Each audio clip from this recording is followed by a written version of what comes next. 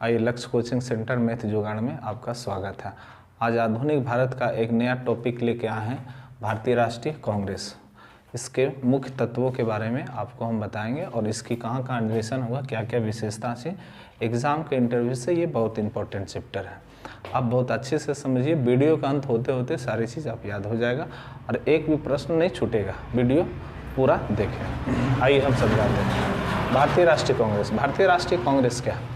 भारतीय राष्ट्रीय कांग्रेस ये आधुनिक भारत का सबसे अंतिम पड़ाव था। ये क्या था कि आधुनिक भारत में उस समय अंग्रेज़ों की शासन चल रही थी। बड़ी बड़ी कंपनियां भारत पे राज कर रही थी। उनकी विरोध छोटी छोटी दल कर रही थी, जो कि उसके कोई प्रभाव नहीं पड़ रहा था। इसके देखते हुए ह्यूम, जो कि ये दूसरे देश के थे, लेकिन यहाँ पे ये सरकारी नौकरी कर रहे थे और नौकरी के ही दरमियान अंग्रेज़ के ही के शासनकाल में नौकरी कर रहे थे। उसी समय उसका ये बात मन में आती थी कि क्या ऐसे में भारत की आज़ादी नहीं मिलने वाले थे। तो उस समय ही इसके मन में प्लान बनता था कि छोटे छोटे पार्टी विरोध करेगा तो इसकी सरकार कभी भी भारत का आज़ादी नहीं मिल सकती है। इस मुद्दे इसके ही देखते हुए जैसे ही उसकी सरकार यानी नौकरी से उसकी रिटायरमेंट हुई, और वो यहाँ के नहीं थे, ब्रिटिश के थे, लेकिन उसकी मानसिकता बहुत अच्छे नेक इंसान के थे कि अगर भारत को आज़ादी चाहिए तो ऐसे छोटे छोटे पार्टी विरोधी करके नहीं कर सकता। तब इसने एक संगठन संघ की स्थापना की, और वो स्थापना मुख्य रूप से विरोध करने के संघ थी। एक साथ कोई भी लोग ऐसे जेन्युइन, हम लोग भी अगर किसी को विरोध करना है तो सारे लोग मिल के विरोध करते हैं, तो वो बात हर किसी को कान में जाती थी। छोटे छोटे आंदोलन कान में से कुछ होने वाले नहीं होते। जैसे कि अभी आपका NRC और CA विद्रोह हुआ, सरकार बात मानी, उसको रिटर्न लिया, तो छोटी घटना छोटी लोग विरोध करता तो वो नहीं होती। वही मानसिकता उस समय इनके मन में आई। ह्यूम जो ये ब्रिटिश के थे, पर भारत के सोच के ही आधार पर, भारत की आज़ादी के ही लेके इसने ये सोच बनाया और एक कमेटी का गठन करने का मन में विचार आया। तो इसके भारतीय राष्ट्रीय कांग्रेस की स्थापना 28 दिसंबर 1885 की स्थापना हुई। स्थापना किसने किया? ह्यूम ने किया। कहाँ किया? तो मुंबई। जगह का नाम बहुत बार पूछा है, याद रखिएगा, गोकुलदास तेज प्रताप सांस्कृतिक विद्यालय। अब ये कांग्रेस, भारतीय राष्ट्रीय कांग्रेस का नामकरण दो आदमी ने किया था। भारतीय राष्ट्रीय संघ की स्थापना, भारतीय राष्ट्रीय संघ की स्थापना किया था ह्यूम ने, जबकि दादा भाई नौरोजी ने भारतीय राष्ट्रीय कांग्रेस की स्थापना की। उसने किया था संघ का, इसने किया भारतीय राष्ट्रीय कांग्रेस ने। सबसे पहले अगर पूछा जाए क्वेश्चन में भारतीय राष्ट्रीय संघ की स्थापना किसने किया, तो आप बोलिएगा ह्यूम। अब देखिए, ये संस्था बनी तो भारत वाला भी बहुत लोग था इसका विरोध में था, बहुत लोग इसका सपोर्ट में था।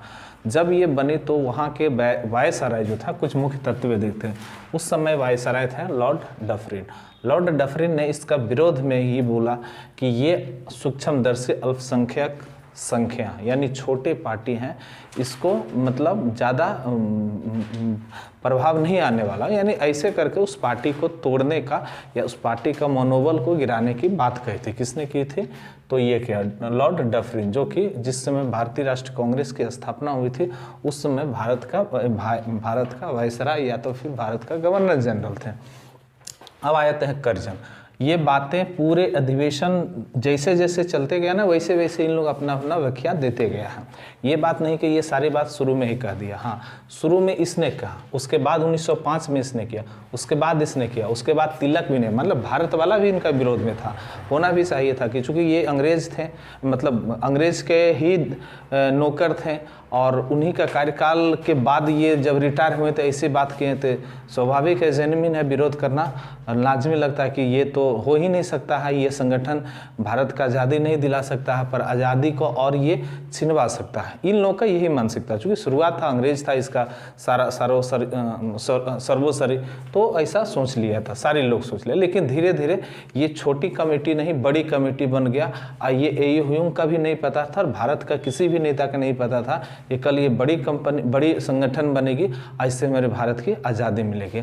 इसके बारे में हम आगे और आपको बताते हैं। तो मुख्य तत्व के बारे में देखते हैं कि किसने क्या कहा। ये समय समय पे सब लोग कहा, ये नहीं कि पहले लोग कहा है। तो मुख्य तत्व एक साथ लिखा दिए ताकि आपके दिमाग में याद रह जाए। इसमें देखिए क्या है। तो इसके इसका पहले अधिवेशन, इसके हर साल अधिवेशन बुलाया जाता है। ऐसा नहीं एक बार अध्यक्ष बन गया तो जिंदगी भर के लिए। इसके रीढ़ जो थी ना बहुत मजबूत थी, इसलिए इतना दूर तक ये चले और भारत के आज़ादी तक दिलाए। इसके अधिवेशन प्रथम बार 1885 में हुआ। कहाँ हुआ था? मुंबई में। अध्यक्षता किसने किया था? WC बनर्जी ने। इस अधिवेशन का विशेषता यानी इस विशेषता इस साइड लिखा है। इस अधिवेशन में मात्र 72 प्रतिनिधियों की संख्या थी, यानी छोटी लोग यानी 72 ही लोग इस संगठन में भाग लिया था। प्रथम महिला महासचिव AU हुयूम था। सचिव का एक ही बार कार्यकाल रहा था सिर्फ इस समय, उसके बाद सचिव का कार्यकाल नहीं रहा था। आइए अब देखते हैं इसमें प्रथम बार ही महासचिव कौन बन गया था? AU हुयूम। एक ही बार बना था महासचिव, उसके बाद महासचिव ने सिर्फ इसका अध्यक्ष के ही चुनाव हुए थे। अब आ गई 86 में फिर इसके अधिवेशन मतलब क्या हुआ कि संगठन अगर आपको मजबूत बनाना है तो एक बार उसका अध्यक्ष ने, कोई भी संगठन कोई भी चीज़ चलाने के लिए एक संगठन होना है और संगठन का प्रमुख होना चाहिए। तो हर बार प्रमुख बनाने का एक काम किया और प्रमुख वैसे इंसान को बनाने का काम किया और वैसे जगह पे अधिवेशन किया है कि भारत के हर कोना में किया। जैसे कि आपको हम बताते हैं, पहला अधिवेशन कहाँ किया? मुंबई में किया। अब अगर भारतीय मैप के अनुसार से देखें तो ये आपका भारतीय, ये पहले कहाँ है? मुंबई। उसके बाद में मुंबई से वो डायरेक्ट फिर कहाँ चल गया? मुंबई। उसके बाद वो कहाँ चल गया? कोलकाता। अब ये फिर कहाँ चल गए? कोलकाता। अब कोलकाता में इसने अधिवेशन किया। देखिए पहले मुंबई, उसके बाद में कहा कोलकाता के बाद तुरंत ही फिर कहाँ चला गया? मद्रास के बाद तुरंत फिर कहाँ चल गया? इलाहाबाद चल गया। यानी ये भारत के हर कोने में अधिवेशन करने लगा। अधिवेशन तो किया ही और जगह जगह समय समय पे ये अध्यक्ष पद का भी बार बार बदलाव करते गया, जिससे क्या हुआ कि हर कम्युनिटी का, हर समाज, हर जाति के लोग, हर वर्ग के लोग इसमें भाग लिए और अपना प्रस्ताव पुरजोर से किए ताकि ये कमेटी आगे चल के बहुत अच्छे बने और सरकार इसकी बातों को माने और झुक जाए। और बशर्ते आने वाले समय में यही हुआ, जो शुरुआत में इसका विरोध में था वो अंततः होते होते इसके समर्थन में आ गए और इसकी पुरजोर समर्थन किया और ये आज़ादी तक भी दिलाई। आइए कैसे कैसे घटना हुआ हम बताते हैं। अब देखिए बहुत अच्छे से याद रखिए, पहला में कौन? 85 में मुंबई में कहा? WC बनर्जी। कितना प्रतिनिधि? 72। 50 बार पूछा हुआ क्वेश्चन है। 72 प्रतिनिधियों की संख्या थी। प्रथम महासचिव कौन था? AU हुयूम था। अब दूसरा देखिए 85 खत्म, 86 कहाँ हुआ था? कोलकाता में। किसने अधिवेशन किया? दादा भाई नौरोजी ने।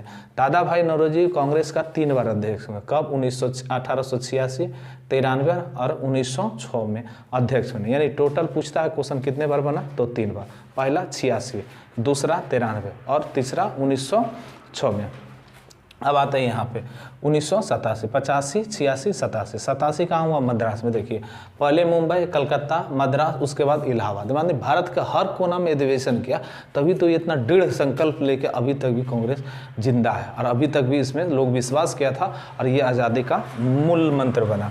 अब 87 में कहाँ हुआ? मद्रास में। मद्रास में कौन था? बदरुद्दीन तैयबजी। अब यहाँ से आप एक चीज़ गौर कर सकते हैं कि देखिए पहला कौन था? हिंदू, दूसरा कौन था? पारसी, तीसरा कौन था? मोहम्मडन और चौथा में कौन आ गया? जॉर्ज यूले, यानी कि अंग्रेज भी। यानी इसमें हर आदमी को मौका दिया कि और हर आदमी को विचार पूछा कि क्या आपके विचार से ये अच्छी है? हाँ। तो ये संगठन धीरे धीरे इतना उग्र बन गया कि अंग्रेज को नाक चबाना पड़ा, नाक रगड़ के आज़ादी देना पड़ा। तो इसलिए कोई भी संगठन बनाता है ना तो उसको मजबूती से बनाना चाहिए, हर समुदाय के लोग होना चाहिए। और ये बात हुई थी, किसके मन में आई थी? AU हुयूम के। शुरुआत में लग रहा था कि ये अपना देश को बर्बाद करने का संगठन ये बनाया, लेकिन इसका शुरू से ही मानसिकता था कि छोटे छोटे पार्टी बनेगा तो आज़ादी मिलने वाला नहीं है, एक पार्टी मजबूत पार्टी मिले। और ये पार्टी बस यही दिमाग से ये बनाए थे कि सिर्फ आज़ादी मिल जाए, पर ऐसे नहीं हुआ। आज़ादी तो मिला और अभी तक भी ये पार्टी बहुत अच्छे से चल रहा है। और जो इनका विरोध में था और वो बात अंततः आते आते इसका समर्थन में आ गया। तो देखिए ऐसे याद रखिए, प्रथम में कौन था? WC बनर्जी। कितना अध्यक्ष थे? 72 प्रतिनिधियों की किया था। प्रथम महासचिव कौन थे? AU हुयूम थे। अब आते हैं दादा भाई नौरोजी। दूसरा में कौन थे? दादा भाई नौरोजी। कितने बार? 3 बार बने। उसके बाद मद्रास में कौन? 1887 में बदरुद्दीन तैयबजी, प्रथम मुस्लिम अध्यक्ष। देखिए ये क्वेश्चन कई बार पूछा हुआ। प्रथम मुस्लिम अध्यक्ष कौन थे? बदरुद्दीन तैयबजी। अब आ जाते हैं 88, 87, 88 तीनों एक साथ याद रखना है। इलाहाबाद जॉर्ज यूले ये प्रथम अंग्रेज अध्यक्ष थे, प्रथम मुस्लिम, प्रथम अंग्रेज। अब आ जाते हैं क्या 96 में। 96 कहाँ हुआ था? कोलकाता अधिवेशन। कोलकाता अधिवेशन में किसके अध्यक्षता हुए थे? रहमतुल्लाह सिहानी। किसने था? रहमतुल्लाह सिहानी। ये भी मोहम्मडन ही थे। रहमतुल्लाह, अगर क्वेश्चन आपसे पूछे कि दूसरे मुस्लिम अध्यक्ष कौन बने थे तो रहमतुल्लाह सिहानी। अब मारिएगा क्वेश्चन। देखिए रहमतुल्लाह सिहानी के जिस समय अध्यक्ष बने थे उस समय विशेषता क्या थी? तो पहली बार वंदे मातरम गीत गाया गया था, मतलब प्रथम बार वंदे मातरम गीत का गाया था किस समय? कोलकाता अधिवेशन 1896 में। एकदम बुढ़ा गया ये क्वेश्चन। कहाँ? कलकत्ता में। इसका अध्यक्षता किसने किया था? रहमतुल्लाह सिहानी। बहुत लड़का का ये क्वेश्चन याद नहीं रहता। याद ये है, ये नहीं याद है। अब क्वेश्चन बाबू नूनू सुग्गा वाला नहीं पूछेगा, अब इसको याद करना है। अब एग्जामिनर इस क्वेश्चन को डालेगा कि पहली बार वंदे मातरम गाया गया था उस समय भारतीय राष्ट्रीय कांग्रेस का अध्यक्ष कौन था? तो आप अगर इस वीडियो को बहुत अच्छा से देखिएगा तो जानकारी आज आपको मिल जाएगा कि रहमतुल्लाह सिहानी था। अब आ जाते हैं किस में? 1905 में। 1905 में वाराणसी में हुआ था। किसने किया था? गोपाल कृष्ण गोखले इसका अध्यक्ष था। गोपाल कृष्ण गोखले के बारे में हम लोग जानते हैं कि ये महात्मा गांधी के कौन थे? गुरु थे। और गोपाल कृष्ण गोखले का गुरु कौन थे? आप बताइएगा कमेंट में। महात्मा गांधी के गुरु कौन थे? गोपाल कृष्ण गोखले, जो कि 1905 में इसका अध्यक्ष। अब गुरु जी आ गए हैं इसमें, तब भाई ऊपर विद्यार्थी नहीं आएगा।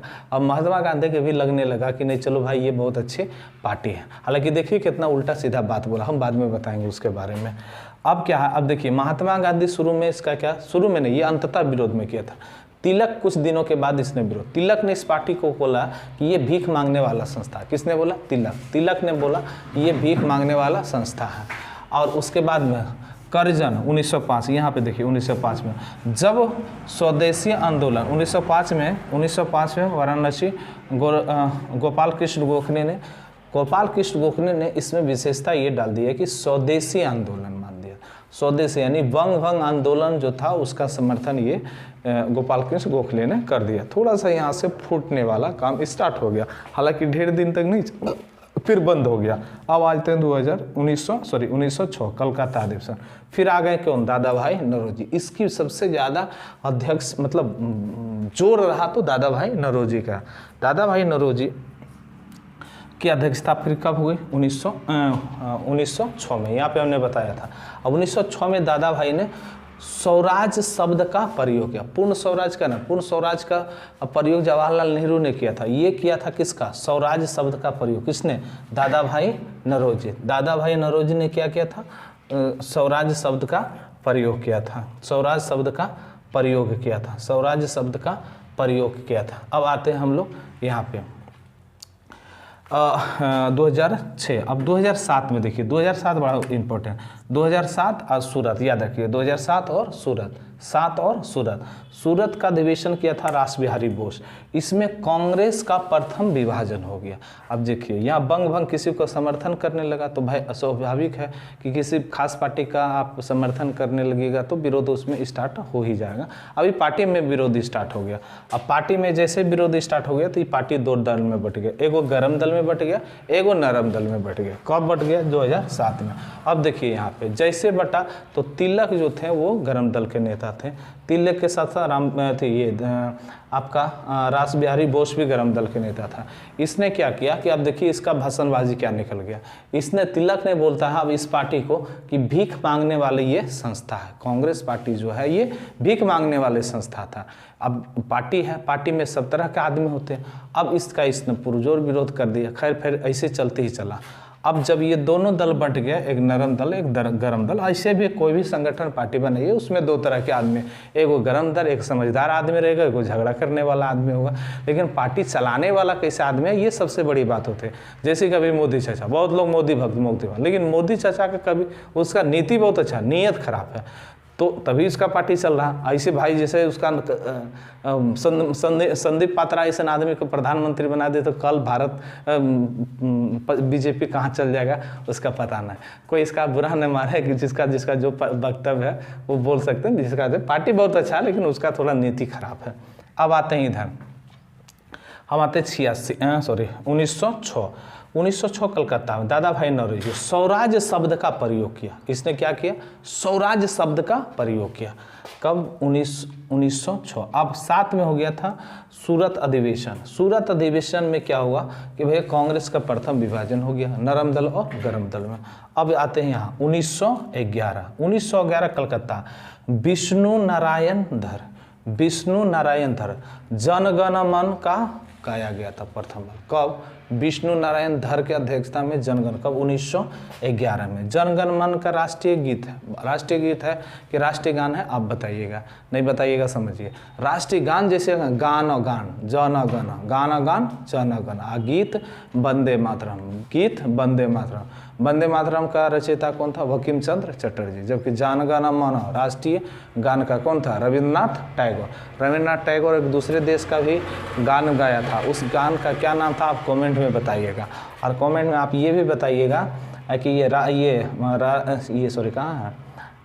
जन गण मन का एक और दूसरा नाम था, उस नाम क्या था? आप बताइएगा कमेंट में। चलिए ठीक है, आइए यहाँ पे देखें 1911 क्वेश्चन बार बार पूछता है कि राष्ट्रीय गान जन गण मन कब गाया गया था? 1911। कौन अधिवेशन? कलकत्ता अधिवेशन में। लेकिन ये नहीं पता रहता, आप इसको याद रखिएगा। अब यही क्वेश्चन पूछेगा कि उस समय का अध्यक्षता कौन था जिस समय जन गण मन राष्ट्रीय कांग्रेस अधिवेशन में गाया गया? आप याद रखिएगा, विष्णु नारायण धर। कौन था? विष्णु नारायण धर। और वंदे मातरम जिस समय गाया गया था, कब? वंदे मातरम। कहाँ है? वंदे मातरम। पहली बार वंदे मातरम गाया गया था, उसमें कौन था? रहीमतुल्ला सियानी। याद रखिएगा, एक मुस्लिम कम्युनिटी का था, लेकिन वो हिंदू के लिए कितना सोचा। लेकिन आज के डेट में भाई उल्टा चलता है इसका। अब आ जाते हैं 1916 लखनऊ अधिवेशन। लखनऊ अधिवेशन का अध्यक्षता किसने किया था? अंबिका चरण मजूमदार। बहुत अच्छे इंसान थे भाई। 1907 में गरम दल नलन दल में बट गया, रास बिहारी बोस के अध्यक्षता में बट गया। जबकि 1916 आते थे लखनऊ अधिवेशन में कांग्रेस लीग की समझौता हो गए और दोनों गरम दल और नरम दल दोनों क्या हुआ? मिल गया। कब? ये क्वेश्चन बार बार पूछा है, आपसे भी पूछेगा कि कांग्रेस लीग की समझौता कब हुआ और गरम दल नरम दल कब मिल गया? तो आप बोलिएगा 1916। कौन सा अधिवेशन? तो लखनऊ अधिवेशन में। इसमें एक और बात को बोला गया था कि स्वराज हमारा जन्म सिद्ध अधिकार है, इसे लेकर रहेंगे। किसने बोला था? तिलक बोला था। किस अधिवेशन में? तो 1916 अधिवेशन, कोलकाता अधिवेशन। अध्यक्षता किसने किया था? अंबिका चरण मजूमदार। गलती ना कीजिएगा, क्योंकि देखिए क्वेश्चन ऐसे बनाएगा, स्वराज हमारा जन्मसिद्ध अधिकार है। बाल गंगाधर तिलक ने कांग्रेस के जिस अधिवेशन में बोला था उसका अध्यक्षता किसने किया था? तो आपका तुरंत दिमाग जाएगा कि मारेंगे हम क्या? तिलक। लेकिन तिलक नहीं होगा, गलती काम नहीं करना। क्या हो जाएगा? अंबिका चरण मजूमदार। कौन था? अंबिका चरण मजूमदार। अब आइए नेक्स्ट हम दूसरा पार्ट में देखते हैं। चलिए आइए 1917 वाला किसने कहाँ हुआ था? कोलकाता में। किसने किया था? एनी बेसेंट प्रथम महिला अध्यक्ष थे। उसके बाद आगे क्या? 1920 में असहयोग आंदोलन हुआ था, आप भी जानते हैं। अब उस असहयोग आंदोलन हुआ था कलकत्ता अधिवेशन में। लाला लाजपत राय ने इस अधिवेशन को कांग्रेस अधिवेशन में लाया गया तो इसको क्या कर दिया था? अस्वीकार कर दिया था। तो उसी समय फिर महात्मा गांधी ने इस अधिवेशन का पुरजोर विरोध किए और अध्यक्षता फिर नागपुर में हुई। और उसकी अध्यक्षता किसने किया था? वीर राघवाचार्य। इस असहयोग आंदोलन के क्या किया? पारित कर दिया। अब हम आ जाते हैं किस पर? 1924। अब 1924 में 40वां अधिवेशन था। कहाँ हुआ था? बेलगांव अधिवेशन। बेलगांव अधिवेशन कर्नाटक। इसमें इसका अध्यक्षता किसने किया था? महात्मा। अब महात्मा गांधी का एंट्री इसमें हो गया। महात्मा गांधी एकमात्र व्यक्ति था जो कि एक ही बार इसका अध्यक्ष बने थे। कब बने थे? 1924 में। अब आते कब? 1925। 1925 में कब हुआ था? कानपुर में। कहाँ पे? कानपुर में। कानपुर में ही भारतीय राष्ट्रीय कांग्रेस के प्रथम भारतीय महिला अध्यक्ष बनी थी। उसके नाम क्या थे? सरोजिनी नायडू। क्या नाम थे? सरोजिनी नायडू। प्रथम भारतीय महिला अध्यक्ष। कब? 1925। अब आते हैं किसमें? 1929। 1929 भाई कहाँ हुआ था? लाहौर, जो कहाँ है? पाकिस्तान में। इसकी अध्यक्षता किसने किया? जवाहरलाल नेहरू। अब देखिए यहाँ से राजनेता का एंट्री होना स्टार्ट हो गया। जवाहरलाल नेहरू प्रथम पीएम थे। कौन थे? भारत के प्रथम प्रधानमंत्री। अब ये आ गए। अब इसने क्या किया? पूर्ण स्वराज की मांग कर दी। उस समय किया था सिर्फ स्वराज की मांग, इस समय शब्द का प्रयोग, इस समय क्या कर दिया? पूर्ण स्वराज की मांग कर दिया। पूर्ण स्वराज की मांग कब? 26 जनवरी 1930। 26 जनवरी 1930। 26 जनवरी 1950 को ना भारतीय संविधान लागू हुआ था। डेट सिर्फ याद रखिएगा, 26 जनवरी 1950। इसी समय भारत के झंडा को फहरा दिया गया था आज़ादी से पहले ही। तब उन लोगों का अब चुभना स्टार्ट होगा कि अब आज़ादी ये नहीं देंगे तो वो छीन के भी ले लेंगे।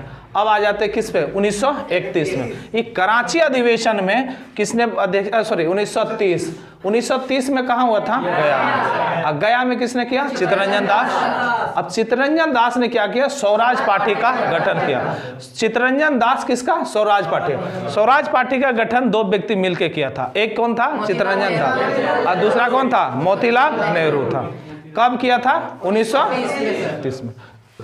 अब आते हैं इस पर हम लोग 1931। 1931 अधिवेशन कहाँ हुआ था? कराची, जो कहाँ है? पाकिस्तान में। अध्यक्षता किसने किया था?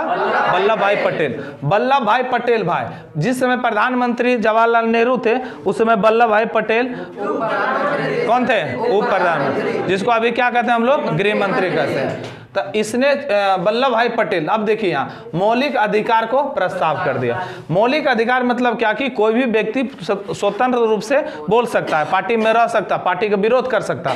उसमें ऐसा विरोध करने का आदेश नहीं था, तो इसने आके अधिकार इसको ला दिया। अब इसी में महात्मा गांधी ने बोला था, महात्मा गांधी मर सकता है पर उसकी विचार नहीं। गांधी मर सकता पर गांधीवाद के विचार नहीं। कौन सा अधिवेशन में बोला था? कराची। अध्यक्षता किसकी था? कब हुआ था? अब आया तो 1937। 1937 में किसने किया था? फैजपुर। फैजपुर कहाँ है? महाराष्ट्र, जो कि कहाँ है? महाराष्ट्र, जिसका अध्यक्षता किसने किया था? जवाहरलाल नेहरू। वो एक क्या है? प्रथम बार एक गांव में अधिवेशन हुआ। देखिए पहले तो क्या था कि बड़े बड़े शहर में कर रहा था, अब इसको और मजबूती बनाने के लिए अब गांव में अधिवेशन करने लगा था कि चूंकि हर व्यक्ति आज़ादी के बारे में समझे, जाने, परखे और अंग्रेज को पुरजोर विरोध करे। तो कहाँ कौन सा मतलब प्रथम बार कहाँ? गांव में किया गया था। कि गांव का नाम क्या था? फैजपुर। कहाँ पड़ता है? महाराष्ट्र में। किसने अध्यक्षता किया था? जवाहरलाल नेहरू। अब आए थे 38 और 39। कहाँ पे होता? हरिपुरा और त्रिपुरा। देखिए इस अधिवेशन का देश बड़ा इंटरेस्टेड था। इंटरेस्टेड ये था कि ये जो है ना सुभाष चंद्र बोस और विरोधी में रह गया था कौन सा? पट्टाभी सीतारमैया।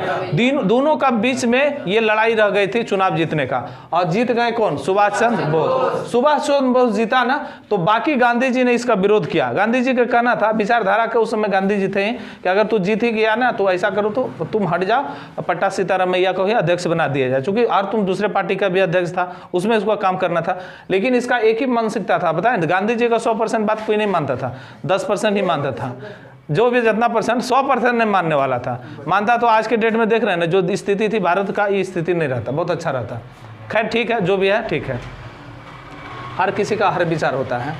अब यहाँ देखिए सुभाष चंद्र बोस, इसने क्या किया कि इसने एक चीज सिर्फ ये ला दिया कि राष्ट्रीय नियोजन समिति। राष्ट्रीय नियोजन समिति की यहाँ अंग्रेज का ही शासन है तो क्यों, उससे क्या दिक्कत है, लेकिन भारत वाला भी उसमें अपना नियोजन कर सकता है, नौकरी कर सकता है। जब तक आर्थिक रूप से मजबूत नहीं होगा तब लड़ाई मजबूती से नहीं पकड़ा जाएगा। ये बात कहते हुए इसने क्या किया, ये जैसे ही पारित हो गया ये इसका इस पद से ये त्याग पत्र दे दिया। त्याग पत्र देने के बाद पट्टाभी सीतारमैया को महात्मा गांधी बोला कि आप अध्यक्ष बन जाइए। तब पट्टाभी सीतारमैया भी स्वाभाविक आदमी था, इसने बोला जब भी हम बनेंगे तो जब तक हमें चुना नहीं जाएगा तब तक नहीं बनेंगे।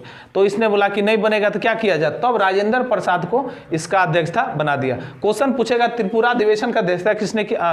त्रिपुरा अधिवेशन के अध्यक्ष कौन था, तो आप बोलिएगा किसका? राजेंद्र प्रसाद का। अब आ जाते कब? 40 से 45 तक रामगढ़ अधिवेशन। अबुल कलाम आजाद, ये बहुत इंपॉर्टेंट है।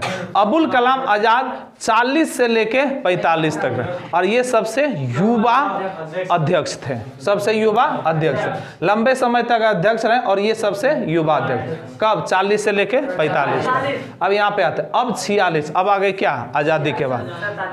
अब बात होगी किसकी? आजादी का। आजादी कब? 46 से 47 तक। ये मेरठ अधिवेशन, कब का? मेरठ अधिवेशन। ये देखिए, ये 46-47 हम लिखे हैं क्योंकि 46 में मेरठ में 46 जो था ना, 46 में डॉक्टर राजेंद्र प्रसाद का था, है ना। उसके बाद में 47 जैसे आया उस समय किसकी बनी थी? जेबी कृपलानी का। इसमें थोड़ा सा सस्पेंस है। 46 में अगर कभी भी पूछे 46 तो आपको मरना है किसमें? डॉक्टर राजेंद्र का। जब 47 आ जाएगा कौन हो जाएगा? जेबी कृपलानी। ये 47 वाला मेरठ में हुआ था, 46 वाला दिल्ली में हुआ था। अब यहाँ पे देखिए, स्वतंत्रता के समय भारतीय राष्ट्रीय कांग्रेस 1 लाख बार पूछा हुआ, भारतीय राष्ट्रीय कांग्रेस का अध्यक्ष कौन था? जेबी कृपलानी। कौन थे? जेबी कृपलानी। अब आ गया कब? 1948। अब 1948 कब? 50 में। अब जब आजादी मिल गई तब बोला कि भैया अब आजादी मिल गया, अब अध्यक्ष किसको बनाया था? तब इनको अध्यक्षता दे दिया। किसको? पट्टाभी सीतारमैया को। अब यहाँ पे देखिए, एक क्वेश्चन यहाँ बोलता है कि भाई, क्वेश्चन पूछा हुआ है कि अभी तक, आप भी लिख लीजिएगा, अभी तक जो है ना ये दिल्ली में सबसे ज्यादा अधिवेशन कहाँ हुआ था? कोलकाता में। अभी तक कोलकाता में कांग्रेस का कुल कितने अधिवेशन हुए थे? अब नोट में कहीं भी होगा तो आप लिख लीजिएगा। ये लिखना है कि कुल 10 बार कोलकाता में अधिवेशन हुआ। कितने बार हुआ? कुल 10 बार। ऐसे याद रखिए, नहीं लिखिए, याद रखिए। कुल कितने बार कोलकाता में अधिवेशन हुआ? 10 बार हुआ। यानी सबसे ज्यादा अधिवेशन कहाँ हुआ था? कोलकाता में। हम बताएं क्यों? क्योंकि उस समय के वहां के राजधानी थे और सबसे ज्यादा विरोध प्रदर्शन वहीं पे होता। यानी कोलकाता में कुल कितने बार अधिवेशन हुआ? 10 बार हुआ था। भारतीय राष्ट्रीय कांग्रेस का प्रथम महिला अध्यक्ष कौन थी? Annie Besant. भारत का दूसरी महिला स्वतंत्रता के सॉरी भारतीय राष्ट्रीय कांग्रेस के प्रथम भारतीय महिला का अध्यक्ष कौन थी? कब? 1925। और एक हम बताएं और कि भारतीय राष्ट्रीय कांग्रेस में कितनी महिला अध्यक्ष बनी? 3 बनी। कितना बना? 3 बना। 1 2 तो जान रहे हैं, तीसरा आप बताइएगा कमेंट में भी, और आप भी तो तीसरा भी जान रहे हैं, क्या था? बोलिए। नैनी सेन गुप्ता। कब बना था? 1933। इसकी अध्यक्षता कौन सी थी ये आप बताइएगा। आज भर के लिए क्लास यही है, नेक्स्ट क्लास कल साइंस का होगा। आप लोग समय पे पहुंचिएगा, जो समय था 8 बजे उसी समय में। Thank you.